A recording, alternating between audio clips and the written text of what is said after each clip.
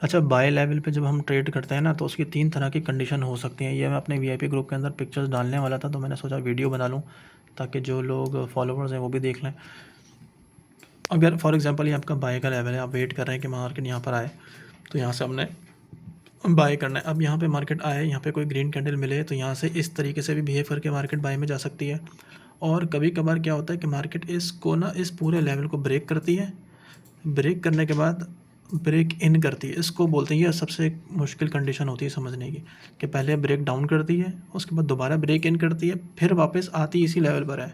ये देखें, फिर यहाँ से हमें बाय पकड़ना होता है। अब इसको की क्या पहचान है, अगर मार्केट इसको डाउन कर दे, यानी कि ब्रेक डाउन कर दे, फिर आपने बाय नहीं करना है जब तक ये दोनों लेवल दोबारा क्रॉस ना कर दे अंदर, ठीक है। ये कंडीशन है बाय की। दोबारा अगर कर दे तो यहाँ से डायरेक्ट भी बाय नहीं करना है। दोबारा जब ये ब्रेक इन करती है तो दोबारा रीटेस्ट करने आती है सेम इसी लेवल को, तो यहाँ से फिर आप बाय पकड़ सकते हैं। ये कंडीशन 2 है। कंडीशन तीसरी कौन सी होती है कि मार्केट आपके लेवल पे आती है और यहाँ आने के बाद रेंज करना शुरू कर देती है।